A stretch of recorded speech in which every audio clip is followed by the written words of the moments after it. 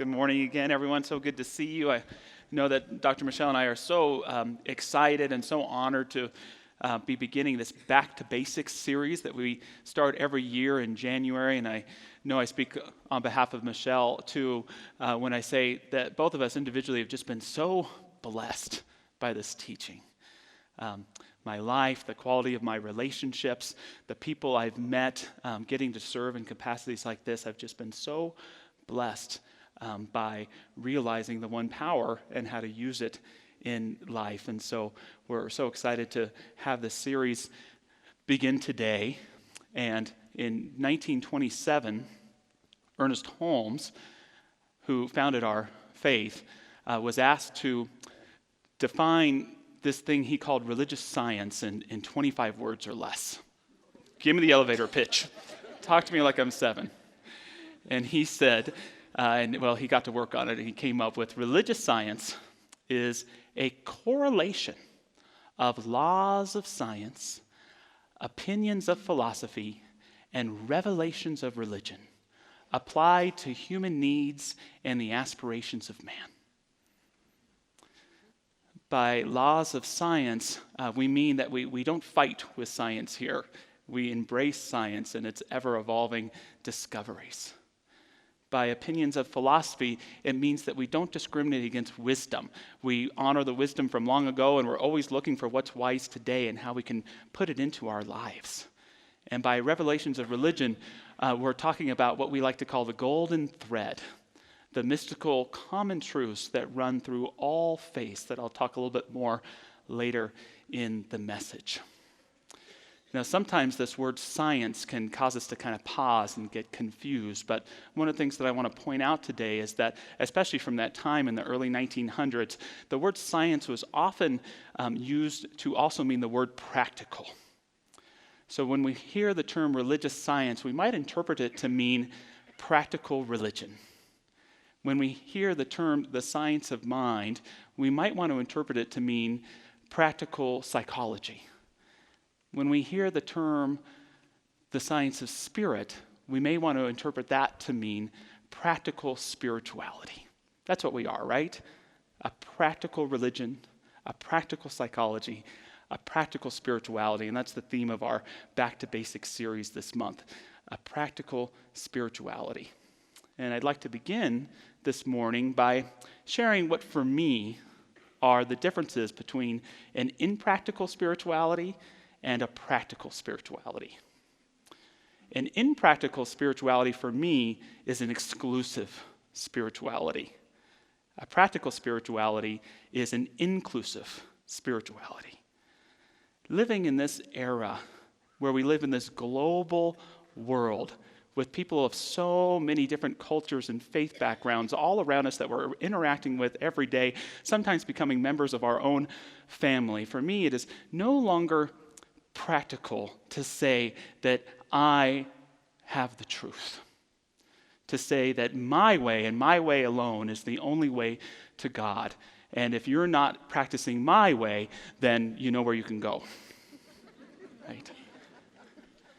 It doesn't mean that you can't proudly practice your faith exclusively, but for me, a practical spirituality is recognizing and embracing the spirit of inclusivity that says, I have the right to practice and worship God in my own way, and I can do that without dishonoring your way of practicing your faith. And for me, that's a key understanding of spiritual practice, up-leveling and holding up our brothers and sisters all around us without discriminating against them.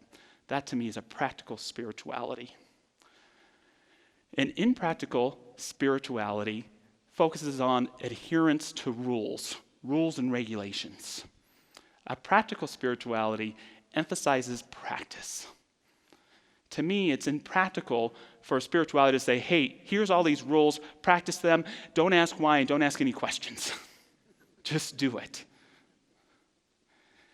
And what this does for many of us is it can cause us to feel that if we're not following the rules exactly, that if we're not exactly perfect, that we may not be acceptable. It forms this image to me of a very impractical God that would judge you for your behavior, that's somewhere keeping a score sheet on who you are. And none of us can keep up with it because none of us feel worthy enough to get to that perfect place of following all the rules. In some cases, we don't know why we're trying to follow them in the first place. A practical spirituality for me emphasizes practice, in particular spiritual practice, meditation, prayer, forgiveness, compassion. And this nurtures an image of God that sees that the relationship with the divine starts within us, that the divine is within all of us, planted in the seed of each and every one of our hearts. And through practice, we cultivate it. We build our sense of integrity. We build a spirituality that works for us and can bless others on their way as well. And we don't have to pretend like we're perfect people. I love how Fred Rogers, better known as Mr. Rogers, put it.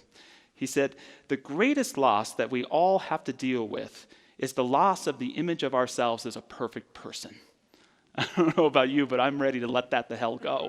Aren't you? You feel that weight off the shoulders? I don't have to be perfect. It's not that you can't be disciplined and follow rules in your own way, but it's through this practice that we realize it's about the consciousness that we bring to our lives. I love a story that the television producer Norman Lear tells about getting to have lunch with His Holiness the Dalai Lama. And they're at a fundraising lunch, and the first course is served, and it's 12 baby shrimp. And everyone starts eating, and Lear looks over at His Holiness, who is not eating his shrimp. And the Dalai Lama holds up his hand. He says, "You want to know why I'm not eating the shrimp? Well, you see, they represent 12 sentient beings, so you understand." Yes, everybody understands, and they guiltily go on eating their delicious shrimp. The next course comes out, and it's a small but very juicy steak. And Lear's in conversation with the person next to him, and he looks over, and there's the Dalai Lama cutting into the steak. "Your Holiness," he says. And the Dalai Lama raises his hand again. He says, "You want to know why I'm going to eat the steak? I have 3 reasons. First, it only represents 1 sentient being.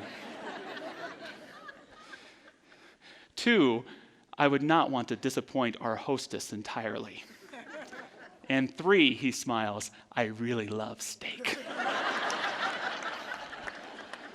And for me, the message here isn't to say you shouldn't be disciplined and follow the rules of your own integrity in your life, but it speaks to the idea that when we cultivate a consciousness of integrity, a consciousness of presence, a consciousness of authenticity, that we bring that wherever we go, even if we're being a little mischievous along the way. An impractical spirituality focuses exclusively on an afterlife or an afterworld. A practical spirituality focuses primarily on this life and this world. In our teaching, we believe in eternal life, yet at the same time, our focus is this life. It's how can I take a sense of the eternality of spirit? How can I get a consciousness of heaven, seek to bring it here on earth? What's impractical to me about only focusing on the here and after, or the thereafter, is we miss out on here and now. We can begin to unconsciously create a version of the world for ourselves that sees it not as sacred, but it just as a temporary hotel place for our souls. It can cause us as well to discriminate against our own bodies, to not love ourselves, to see them as just sagging spacesuits that we're going to have to shed at some time. And even if those things are true, don't we see in our world today that we've got to take better care of it? How blessed, how sacred is this world we live in? And sometimes I think it's this thinking of focusing on a place other than here that causes us to not take care of our planet, not to be conservationists, not to love the planet. And the same with our bodies. We can begin to think that our bodies are bad, that we should get rid of them as soon as possible, when the truth is they're, along with our mind, our only sacrament in this life for experiencing the divine. A practical spirituality sees that the world is holy, our bodies are holy, and this world and our bodies exist to bring the divine into greater form, into greater being. An impractical spirituality utilizes guilt and shame. A practical spirituality sees that there's not room for anything else but love. And this idea that some of us, through our spirituality, would develop this idea that we're not worthy, that there's something wrong with us, that we're not acceptable to the divine, to me is the greatest sin that we could ever commit, even though we do it unintentionally. And it promotes this image of a God who could get vengeful or judgmental or dislike any of us because of who we are, the way we're acting. For me, a practical spirituality can only see God as love.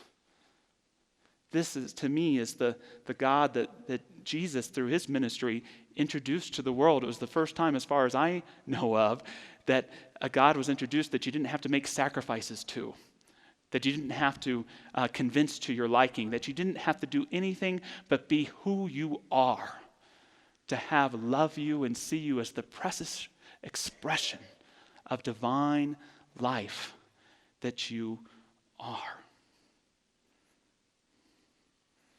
It's a powerful thing to me, and that's how we say it in this teaching. You change your thinking, you change your life. Change your choices, change your life. Change your God, change your life. And these differences that I'm talking about, they may sound slight, but for me, they're absolutely transformational. To be able to realize and practice with holding up your own dignity and the dignity of those people around you, to be inclusive, to be able to commit yourself to a practice of meditation, prayer, contemplation, to be able to focus on transformation in this world for the better, to be able to realize that you are one with a power greater than you are, that surrounds you and uplifts you with love. There's nothing more transformational in my mind. And so if this practical spirituality stuff sounds right to you, you may be a religious scientist. You may be in the right place. And the truth is any of us can fall into, even religious scientists can fall into impractical spirituality. One more for us is an impractical spirituality sees and views life as finite. A practical spirituality embraces that life is infinite. I don't know if there's anyone else here who sometimes like to consider themselves a know-it-all. I like to pretend that I know it all. I like to pretend like I'm right, and there's a certain comfort in that, although by doing that, by the very fact of my doing that, I'm almost always wrong. And this is true in spirituality, when we try to pretend that we know just exactly what God is, or exactly what life is. For me, a practical spirituality is willing to live in the mystery. It's willing to recognize that you can't put God or anybody in a box. I can describe it, I can experience it, but I can never define it, because that's the beauty of the nature of being in an infinite cosmos, of having an infinite spirit. It's always more than I can even imagine to be. Take your imagination of the highest, grandest thought you've ever had and multiply it by infinity.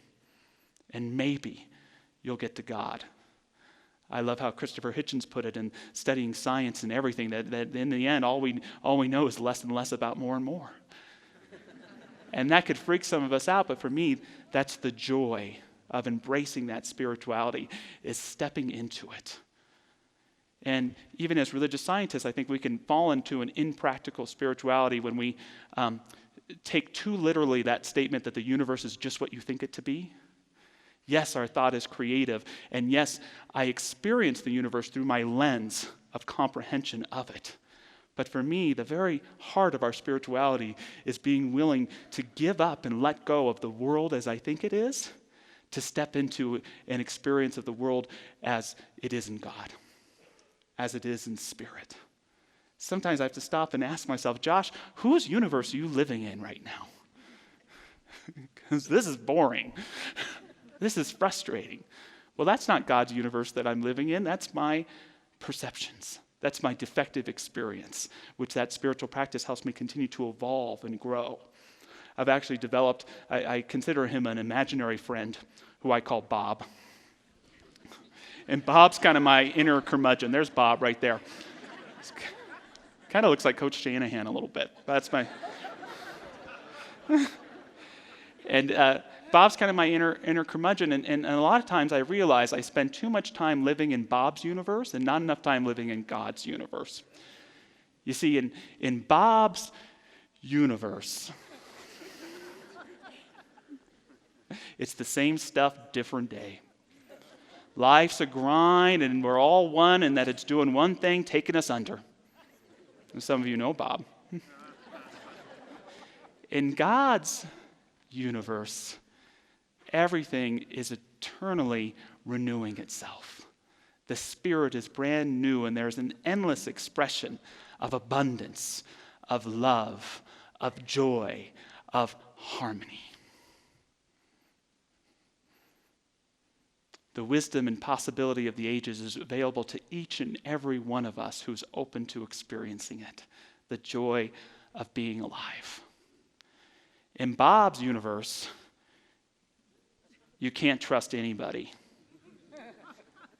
Life is hard and evil, and no one intended it to be. And the best that you can do is try to survive as long as possible. Ugh. In God's universe, we're all in this together. We are all part of a cosmic sea of creation that wasn't created at one point, but is ever creative right here and right now. And the very purpose of our existence is to make this divine reality so in our minds, in our bodies, in our relationships, in our lives, in all that we do.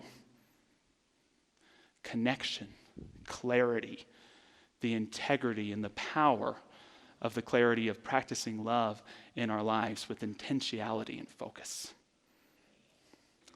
In Bob's universe, life is a straight line with a beginning, a middle, and the end. And in the end, it all sucks. In God's universe, life is endless continuity. It's a perfect circle.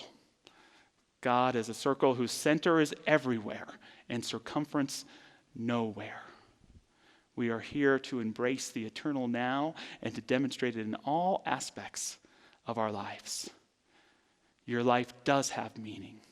You do have a purpose, but it's not up to the divine, but up to yourself to cultivate your relationship with the divine, to bring it into this world, and in particular your life, with clarity and consciousness.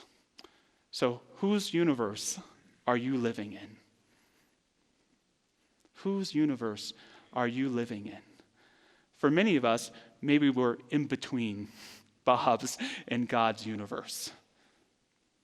But for many of us, we swing back and forth, and our lives become impractical. We speak a spiritual word, but we practice something very different. And I'll admit myself, and being in this teaching for over 20 years, I still struggle with that. And there's that part of me that's got that skeptical mind that says, you know that God's universe thing? It's pretty naive. Sounds really idealistic. This spirituality stuff, what is it? Just putting on rose-colored glasses and thinking really positive about everything? For me, the real truth is the reason why I often deny that concept of God's universe isn't because I'm smart, but it's because I'm afraid. See, practicing practical spirituality isn't about a false idealism. It takes courage. It takes courage to look our challenges in the eye and say, there is a truth in me greater than what you appear to be right now. To look at the conflicts and the fears and the expressions that may be going on in our world today and say, there's something bigger than that. We are better than that. We are more than that. Was Martin Luther King Jr. naive? Was Mohandas Gandhi naive? Was Susan B. Anthony naive? I don't know, but I don't think so. Part of stepping into God's universe is recognizing what Einstein said to us. He said, it's one of two ways for us. Either nothing is a miracle in life or everything is a miracle in life. Stepping in, or at least opening up to living in that miracle, helps us embrace and be that miracle that we are. Taking that time in spiritual practice just to put away the life you're living just for a minute. I promise it'll be there when you come back to it. Step out of that life you're living and allow yourself to experience that divine life that's living you, that's nurturing itself.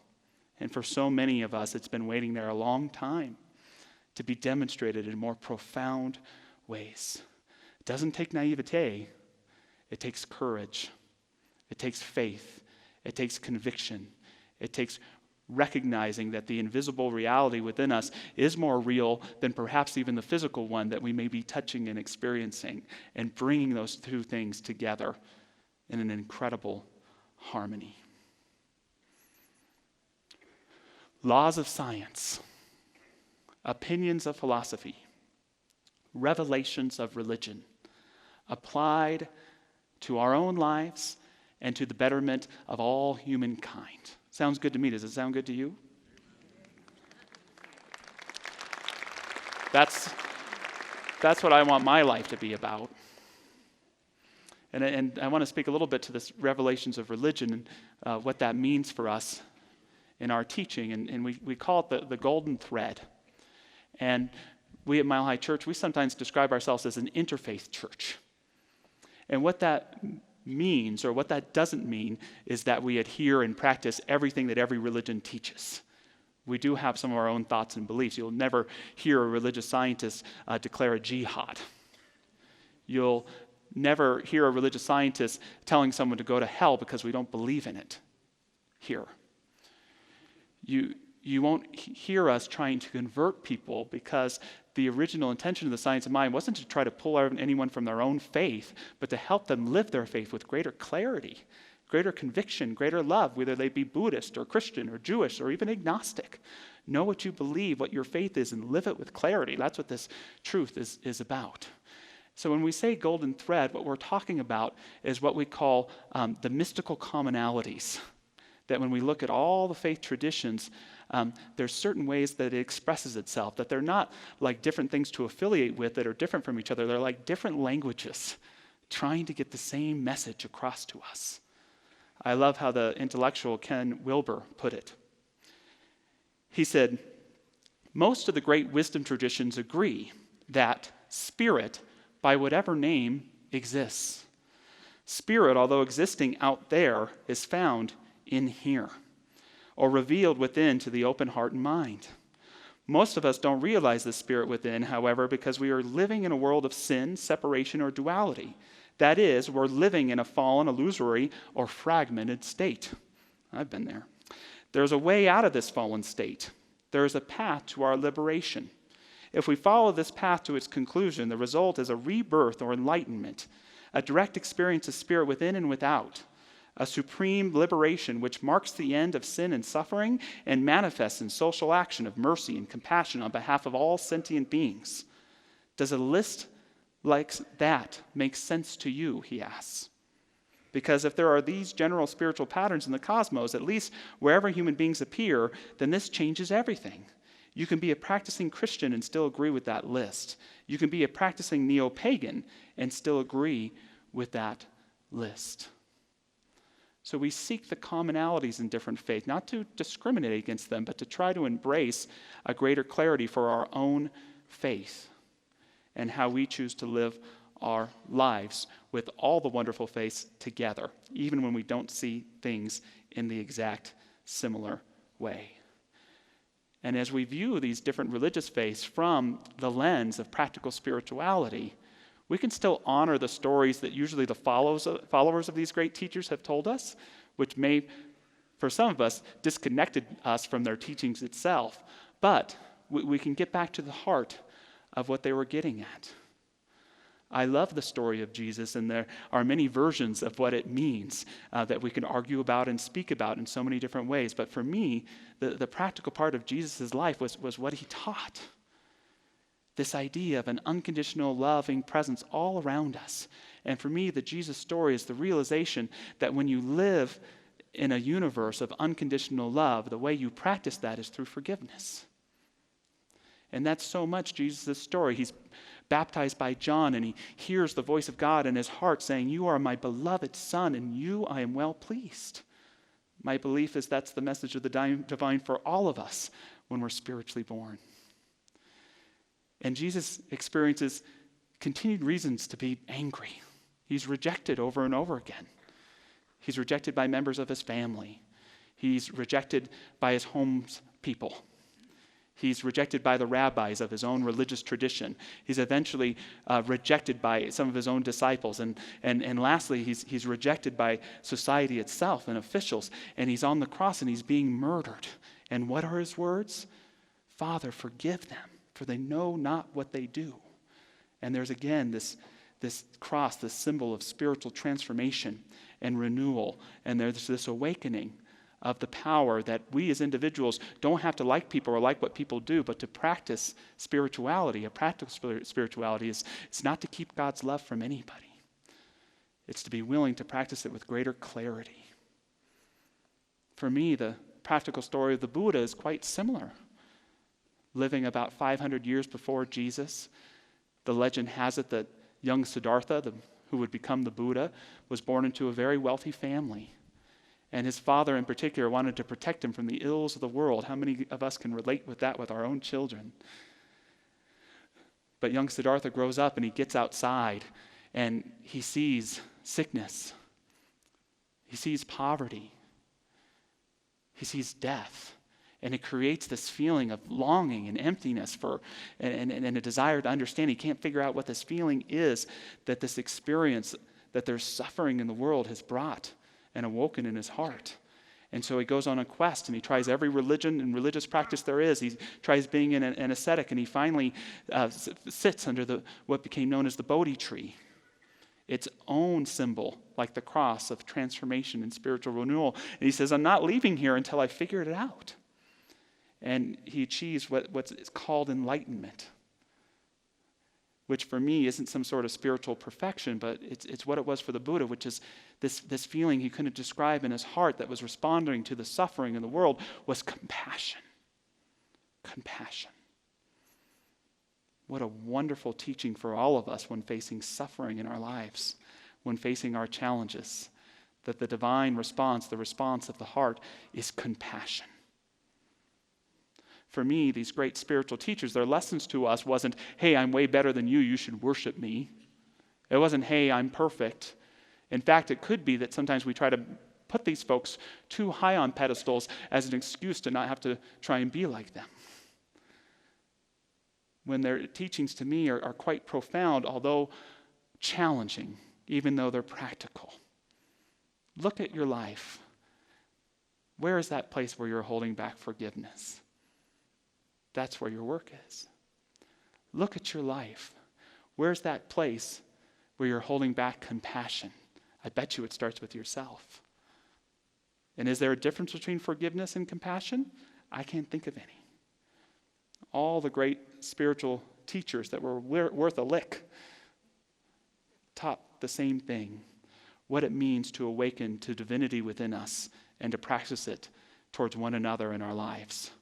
For the healing of our hearts, the healing of our relationships, the healing of our world, the creating that vortex and that medium to bring forth the possible that this world so desperately needs, not just from all of us, but from you in particular. To close with a prayer from Ernest Holmes. "Arise, my spirit, arise and shine. Let thy light illuminate my path, and let thy wisdom direct my way. Compel my will to do thy bidding. and command my soul to look to thee. I will follow thee, my spirit, and learn of thee.